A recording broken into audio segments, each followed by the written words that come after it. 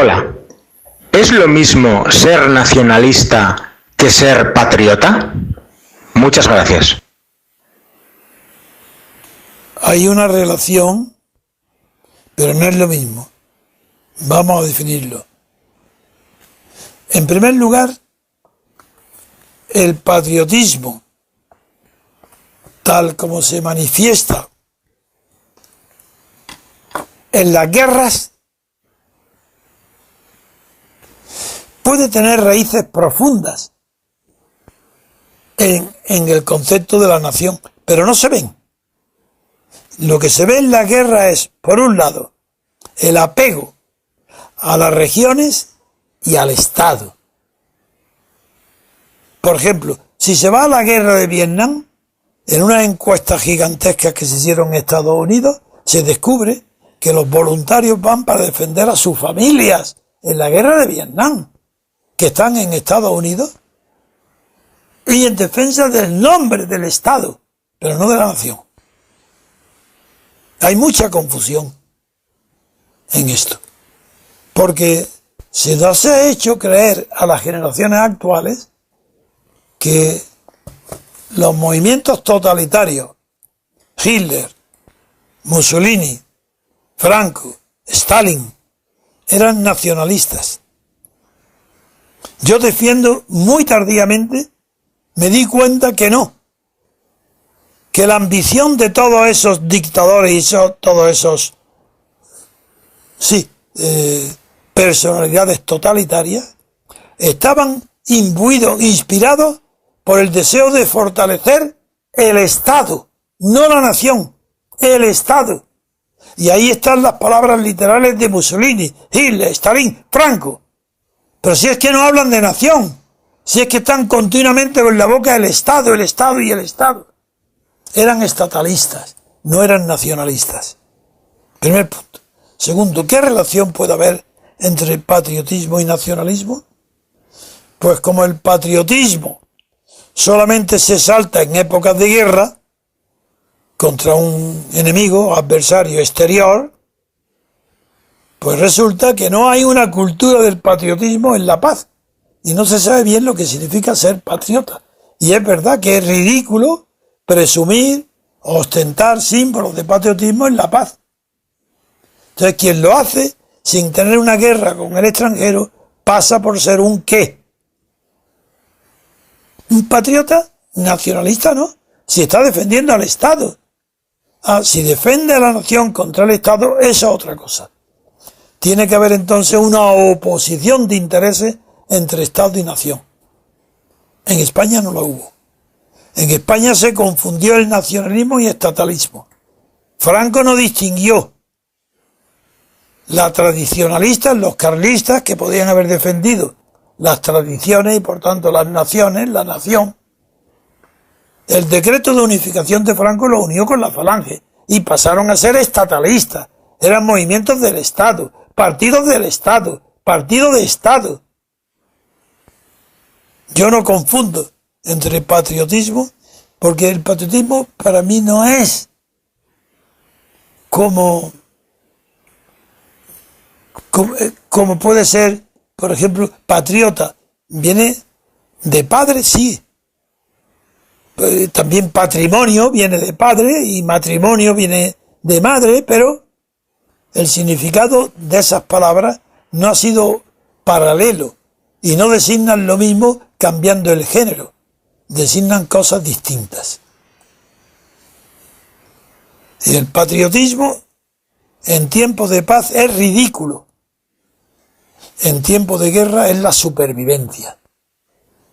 Sin patriotismo, las guerras se perderían todas. Las guerras las gana quien mantiene más tiempo el patriotismo. Claro, dirán, depende de las armas, claro que sí. Pero el sacrificio de la retaguardia es indispensable para ganar la guerra. Hitler perdió la guerra porque ya la retaguardia no podía sostener el sacrificio de sus conquistas, tanto en la Unión Soviética como hacia el oeste de Europa.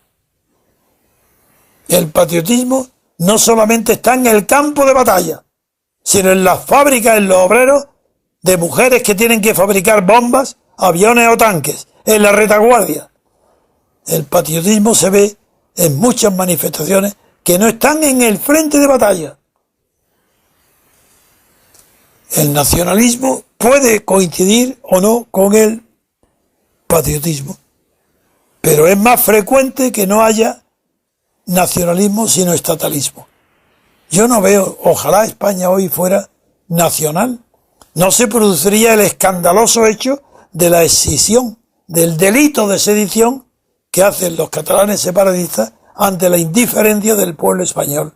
Es más, no tengo más remedio que referirme hoy a un artículo del New York Times donde dice, más o menos, que Cataluña debería seguir los mismos pasos que Escocia y Canadá para celebrar un referéndum sobre autodeterminación de Cataluña, ya que si no lo hace, por culpa del gobierno central español, cada vez será mayor el número de independentistas catalanes.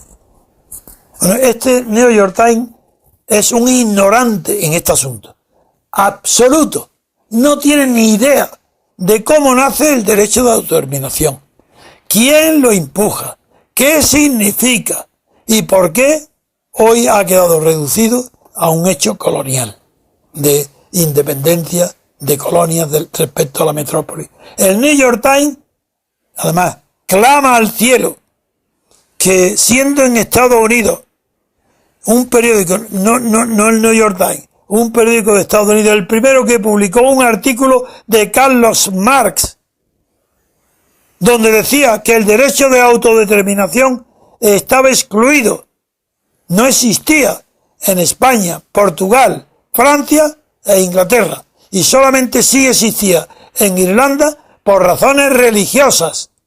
Parece mentira que ni siquiera conozcan la historia del derecho de autodeterminación, que lo inventa la izquierda marxista, en concreto la austriaca, y que la que lo lleva a la internacional, con el significado exacto del que estoy hablando. Ahora bien, lo que empezó como derecho de libre determinación de las naciones, que fue para Grecia, para apoyar, para mandar voluntarios de Europa a la guerra de Grecia de liberación contra el Imperio Otomano, se llamó derecho de libre determinación. Y de ahí la escuela Otto Bauer y la escuela marxista de austriaca lo pasó a la internacional y había sido promovido fundamentalmente por la Liga Bundista. Quien no conozca estos términos, ¿cómo se atreve, como el New York Times, a hablar del derecho de autodeterminación? ¿Qué sabe? Los actuales editores del New York Times no saben nada de lo que están hablando. Hacen el ridículo. España, Cataluña, que voten en un referéndum todos los españoles como en Quebec o en Escocia. Pero vamos, ¿qué tiene que ver una cosa con la otra? Pero si en Escocia votan los ingleses y los escoceses juntos, es porque la unión de ellos procede de un tratado de unión, no de la historia, porque ha habido un hecho voluntario que une Escocia y el Reino Unido y Inglaterra. Entonces un hecho voluntario puede separarlos. En España no. En España no ha habido ningún hecho voluntario para crear España, ni la nación española, ni el Estado español. Es inaplicable, como en Canadá. No tienen nada que ver la historia. Pero no es la historia. La naturaleza jurídica de la relación existente entre Cataluña y el resto de España no tiene ni un parecido remoto con la naturaleza jurídica de la relación entre Escocia y Inglaterra. Y lo mismo en Canadá con Quebec. ¿Por qué se mete De Gaulle por su nacionalismo? Ahí sí que era nacionalista De Gaulle, cuando se intromete en el asunto del referéndum de autodeterminación de Quebec, llamando Quebec francesa. Pero hoy no, en España no. ¿Quién se va a atrever en España? ¿Quién? ¿Francia? atreverse Francia en España, pero si la historia francesa y la española está ligada directamente a que Cataluña forma parte de España, si es Felipe V. Pero ¿cómo puede ser esta ignorancia tan grande del New York Times? ¿Es que acaso cree que la Casa de Austria con Carlos el candidato tiene algo que ver en este asunto? Pero qué pobre gente el New York Times, un periódico tan grande y tan potente y tan ignorante sobre asuntos españoles. Ni mucho menos si abandonamos la autodeterminación, que solamente es para restos coloniales que todavía siguen sin ser independientes, como el Sahara español. Si lo abandonamos y cogemos otro terreno, que es el de dejamos la autodeterminación, ¿qué quejemos? ¿El derecho a decidir inventado ahora por unos pobres ignorantes como los de Podemos? ¿Derecho a decidir? Pero si eso solamente existe en el derecho canónico, si eso no tiene existencia en los derechos civiles, ni mucho menos en el derecho constitucional. ¿Derecho a decidir? ¿Pero por qué no dicen la frase concreta? Derecho a decidir cuando algo afecta a varios, esos varios tienen derecho a decidir aquello que les afecta. Derecho canónico, derecho privado, no derecho público, no derecho de los estados, no afecta a las relaciones de poder político. Derecho a decidir. En primer lugar, el lenguaje. ¿Cómo puede haber derecho a decidir sobre cuestiones que no son decidibles? Porque para que haya algo sea decidible, tiene que depender de la voluntad. Si no depende de la voluntad, es indecidible. ¿Cómo se va a votar algo que no depende de la voluntad? La independencia de Cataluña votada ¿por quién? Por los canarios, los cordobeses y los gallegos, y ahora ¿quién? También, como proponen los vascos, que quieren votar también la independencia de Cataluña, pero que esto es una vergüenza, es un disparate del New York Times, unos ignorantes. Los desafío a ver si son capaces de discutir, que me llamen, a ver si son capaces de discutir conmigo. No hay ningún creimiento en mí, lo que hay es que conozco profundamente los orígenes, el alcance, el significado y la naturaleza tanto del derecho de autodeterminación como del derecho a decidir. Y ni la autodeterminación ni la decisión pertenecen a la voluntad de los españoles respecto a la entidad que se llama España. Eso no tiene nada que ver con lo subjetivo, ni siquiera tiene que ver con la historia cercana de España. Hay que remontarse muy lejos para determinar de qué se trata cuando se habla de naciones históricas. Sí, naciones históricas, que no fueron creadas por la voluntad de ningún rey, ni ningún dictador. Es cierto que España tiene singularidades, entre otras, que empezó siendo un imperio antes que una nación, cualquier cosa.